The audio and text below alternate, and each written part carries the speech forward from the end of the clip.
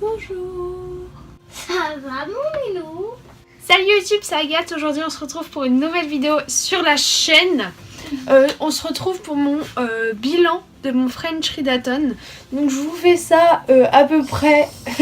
je vous fais ça à peu près 1 mois et demi, 2 mois après. Et encore, ça a failli traîner plus longtemps. Je me suis dit c'est bon, stop Agathe. Parce qu'en fait j'avais laissé les livres chez mes grands-parents, du coup il fallait le temps qu'ils me les ramènent. Et puis, attention s'il vous plaît, j'avais déjà tourné cette vidéo chez mes grands-parents en prévoyant. Je me disais, Agathe, réfléchis, tu vas pas voir les grands-parents tout de suite, voilà. Sauf que bah, la vidéo était super nulle en fait, je crois que j'avais fini un livre, genre j'avais dû dormir 2 heures dans la nuit, j'étais comme ça pendant toute la vidéo. Et il y a vraiment des livres que j'ai adorés durant cette semaine du French Readathon et je voulais absolument vous donner envie de le lire, et quand un zombie parle, ça donne pas vraiment envie. Allez, c'est parti. Mademoiselle, que ce soit bien clair, est-ce que t'es prête pour le gros chantage? Pourquoi? Ton anniversaire, c'est dans combien de temps? Donc déjà, ce qu'il faut savoir, c'est que ce French Readathon a été une réussite que je ne pensais jamais arriver, vraiment. Et j'ai réussi à lire mes 4 livres durant cette semaine. C'est bon maintenant? Oui. Tout d'abord, il y a juste un petit truc que je devais vous dire par rapport à la palle que je vous avais fait. J'ai changé un livre en fait. Il y avait une catégorie, donc ça remonte un peu. C'était un truc style un livre qui n'est pas un roman. Par exemple, je sais que Petit Bouton, non pas Petit Bouton, comment il s'appelait? Le jeune homme qui organise ce challenge, il avait choisi un livre sur le dessin, je crois. Et moi j'ai trouvé juste avant de partir en vacances, donc à peu près 3 jours avant cette semaine du French Readathon, j'ai trouvé, et on va commencer par cette lecture. C'était à peu près au moment de la mort de Simone Veil et j'avais envie d'en savoir plus sur cette grande dame. Et j'ai trouvé ce livre, voilà, c'est pas un livre en fait. J'ai essayé un espèce de documentaire sur Simone Veil, sa vie. Et on part vraiment de la base, donc en fait c'est super intéressant, vraiment.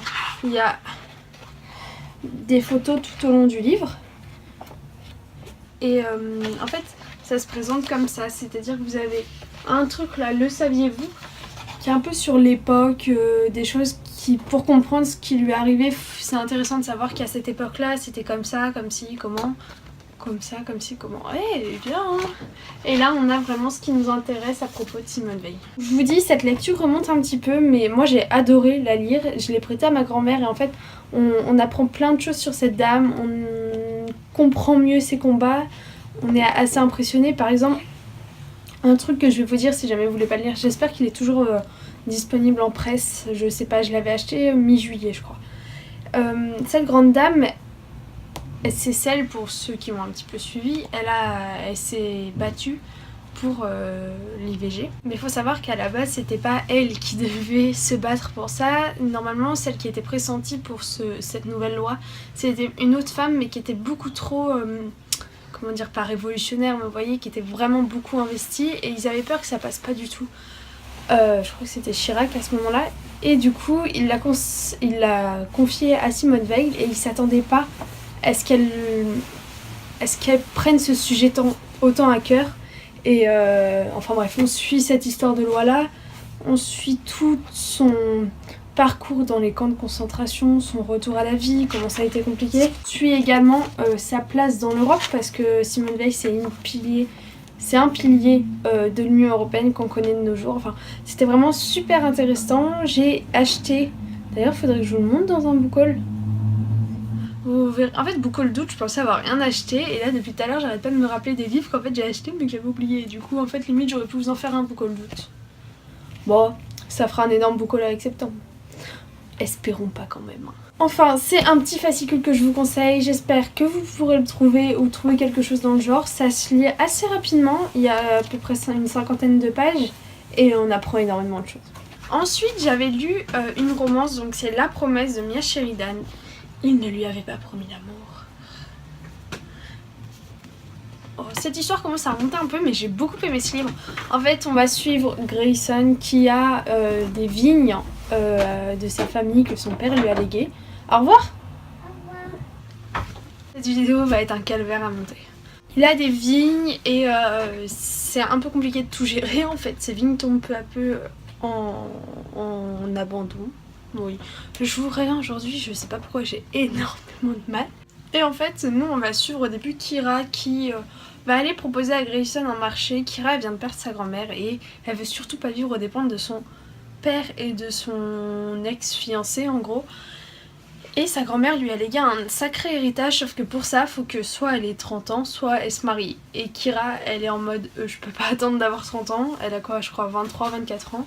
Elle apprend que Grayson, il a un peu du mal à gérer les vignes, du coup elle va aller lui proposer un marché. On se marie, on fait semblant d'être ensemble pendant 1 an, ensuite on divorce, et l'argent qu'on aura touché au moment du mariage, on le coupe en deux, la moitié pour tes vignes, la moitié pour moi. J'ai beaucoup aimé les deux personnages qui sont super sympas. Moi j'ai adoré en fait le cadre, les vignes, la nappe avalée, c'était vraiment estival. Je l'ai lu en plein mois de juillet en plus, donc c'était vraiment top à ce niveau-là.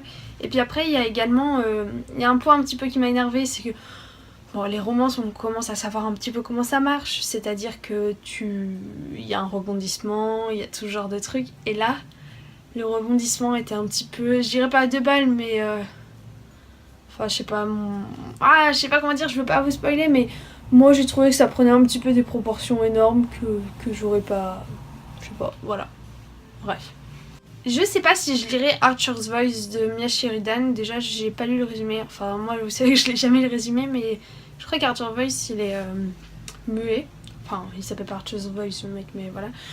Et comme je vous disais dans une ancienne vidéo, dans Maybe Someday, j'ai eu un petit peu de mal aussi à ce niveau-là.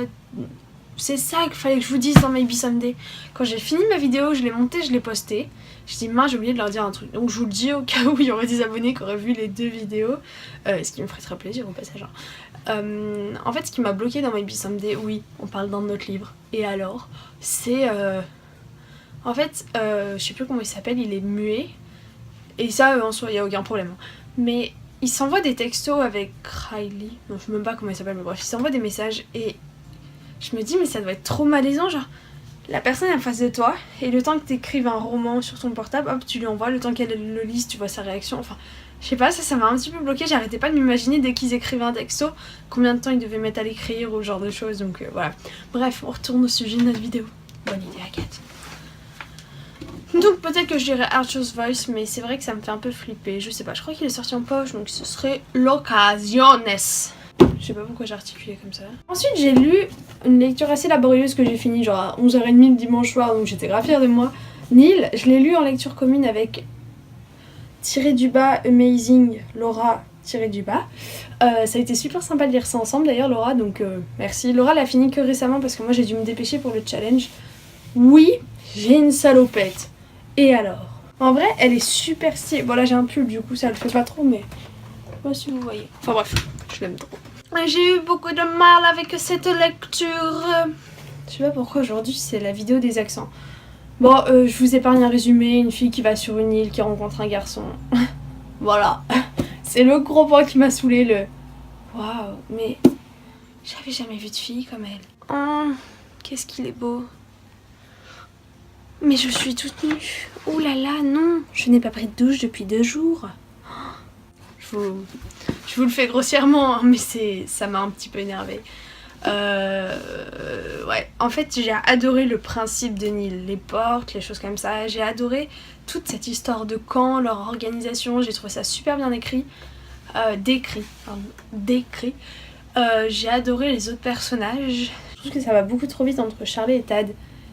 Et en fait ça m'a pas énervée, mais genre j'étais en mode mais non, mais c'est pas possible. Genre tu te retrouves sur une île déserte, la première chose que tu penses c'est pas mais il est grave beau. Moi je me dirais est-ce que c'est un violeur, vite faut que je cours, est-ce que j'ai un moyen de m'échapper, y a pas la police ici. Enfin oui, mon cerveau il marcherait autrement que salut toi. Après à la moitié du livre en fait, et Laura elle a pensé un petit peu la même chose au niveau de leur romance un peu. À la moitié du livre, moi ce que je me suis dit dans ma tête c'est ok Agathe, ce livre t'a clairement énervé. Mais dis-toi maintenant, c'est comme s'ils se connaissaient depuis, alors que ça faisait 2 semaines. Je me dis dans ma tête, fais comme s'ils se connaissaient depuis 6 mois, 8 mois. Et là du coup la romance, j'ai trouvé qu'elle avait un autre aspect, parce que là ça faisait plus réaliste de développer des sentiments aussi forts en 6-8 mois. Et voilà. Donc je vous avais déjà dit que je notais pas mal mes lectures dans ce genre de choses. Dans ce genre de choses, ça s'appelle un bullet, hein, mais voilà. mais belette manière Agathe. Et j'ai mis histoire d'amour à 2 balles 2 jours. Genre, vous avez compris. Mais vous savez qu'avant de faire cette vidéo, souvent je relis un petit peu mes notes, là il y en a. Et là, je sais pas, j'ai pas relu. Et en fait, tout ce que je viens de vous dire, je l'avais noté dans mes trucs. En mode, j'aimerais bien lire Une vie de Simone Veil, enfin, ce genre de choses. Je suis grave fière de moi. En fait, ce qu'on disait avec Laura, c'est qu'on pense que si on tombe sur le tome 2 en occasion, ou qu'on nous l'offre, ou ce genre de choses, on le lira. Mais que je n'irai pas, genre, la foncer à la Fnac pour l'acheter.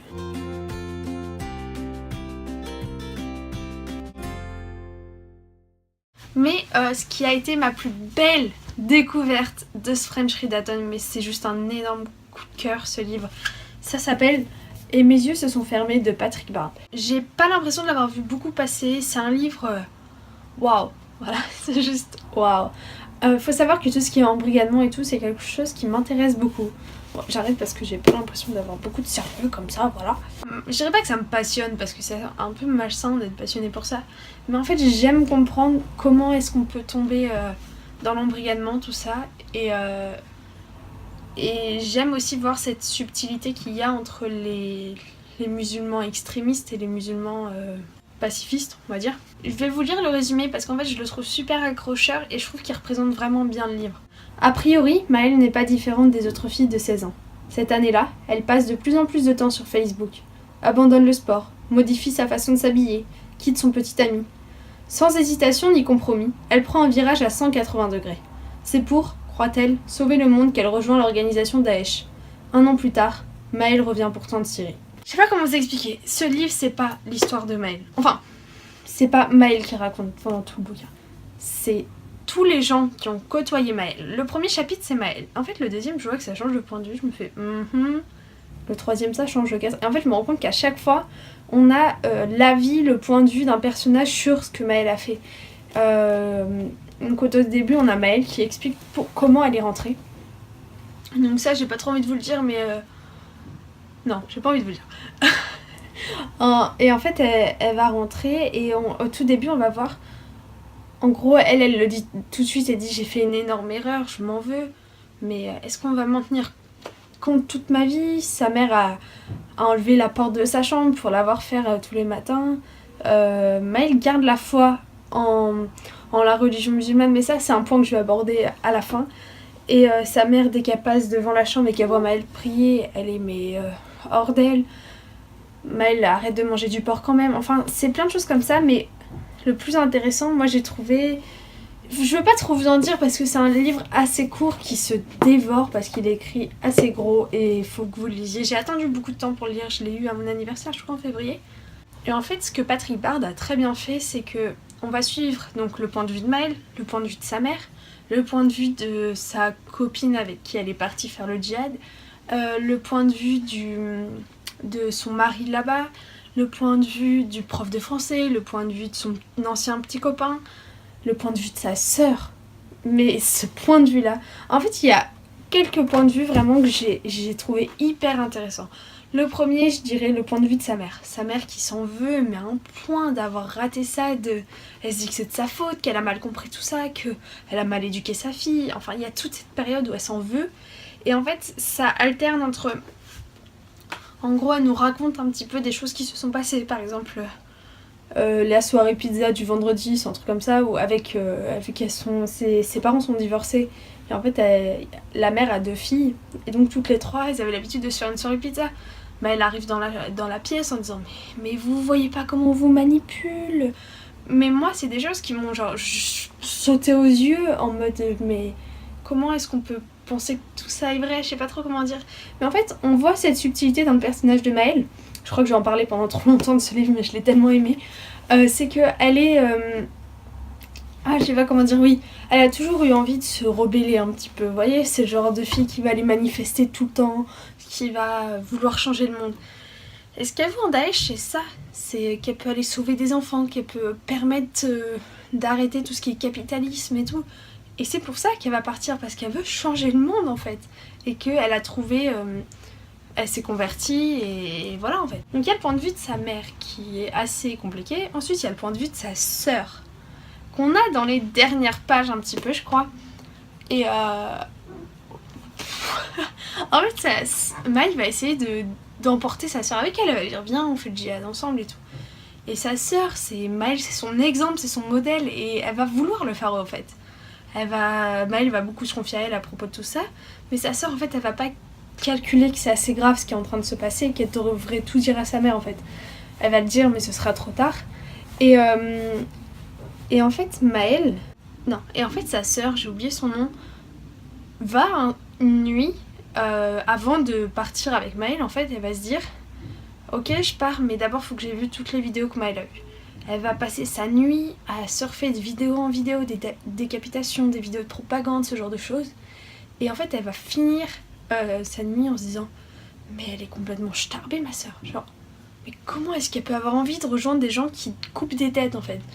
Et en fait, j'ai adoré ce fait de voir qu'une sœur, parce qu'on est dans la même famille, je veux dire, c'est à peu près le même mode d'éducation, comment une sœur peut avoir envie de faire le djihad, de sauver le monde, je emploie des gros guillemets, et l'autre complètement horrifiée de ça en fait. Et franchement, c'est génial ce bouquin. Ensuite il y a encore 2 points de vue que je voudrais vous parler, non 3 en fait. Il y a son prof de français rapidement qui va avoir un débat avec Maëlle, qui a toujours aimé Maëlle parce qu'elle était un petit peu la petite rebelle, voilà, qui avait des idées bien arrêtées et avec qui il avait des débats, et il va voir en fait qu'elle change. Déjà, Maëlle va commencer à porter des habits de plus en plus larges, manger presque que au kebab halal le midi, ce genre de choses. Et en fait, lui aussi, il s'en veut, il apprend qu'elle est revenue en France et il se dit qu'il aurait dû voir tout ça avant qu'elle parte, que c'est son rôle d'enseignant. Ensuite, les 2 derniers points de vue, donc c'est les points de vue de 2 musulmans, 2 musulmanes en l'occurrence. Le premier, c'est la dame qui travaille dans l'association de désembrigadement, qui va aider Maëlle à se réinsérer dans la vie. Et je sais pas, j'ai adoré cette femme qui juge pas, c'est un point de vue assez rapide, hein, mais ouais, super intéressant en fait. Elle nous explique un petit peu, elle, de son coup d'œil extérieur, ce qu'elle pense de toute cette famille un petit peu complètement déglinguée par cette fuite. Et ouais, ce point de vue-là était super intéressant. Et celui qui m'a pas fait rire, mais qui m'a bien interpellée, c'est Maëlle. Elle est dans un lycée catholique, privé, tout ça. Et dans ce lycée, il y a une musulmane. Et en fait, Maëlle, elle va finir par quitter tous ses amis pour aller s'asseoir à côté de cette musulmane. Sauf que elle, rien à faire, hein. Maëlle, elle commence à lui parler, elle lui dit par rapport au prof de français, c'est un gros raciste, lui et tout. Elle le regarde, elle fait pas du tout, pourquoi tu dis ça, enfin voilà. Et en fait, elle va vite comprendre. Maëlle va essayer de la manipuler pour qu'elle pense comme, je dirais, les extrémistes. J'avoue que j'y connais pas assez bien pour ça, j'ai trop peur d'employer des mots que je connais pas, donc franchement, m'en voulez pas trop. Et en fait, elle va la choper, enfin la musulmane, bref, sa copine de classe va choper Maëlle à la sortie de la classe et va lui faire... Mais vraiment, elle va lui faire « Mais t'es tarée, ma pauvre! Tu crois que ces gens-là, ils ont raison? Mais c'est qui des extrémistes? Enfin, ça, c'est pas des vrais musulmans. Elle dit, nous, la religion musulmane dans le Coran, faut faire la paix, t'es pas une vraie musulmane. » Enfin, il va y avoir ce choc qu'on a à chaque... on va pas se mentir, à chaque attentat, il y a tous les musulmans qui disent mais nous c'est pas ça, nous c'est eux, ils font au compte de la religion mais c'est pas nous. Enfin ouais, c'est un sujet assez délicat que je suis un peu gênée d'aborder ici, mais faut que vous lisiez ce livre parce qu'il est super bien écrit. Et c'est ça aussi que je voulais vous dire quand je disais que je reviendrai plus tard, donc ça devait faire il y a 5 minutes, hein, mais voilà. Elle va, Maëlle va... J'aurais dû vous faire une vidéo que sur ce bouquin en fait.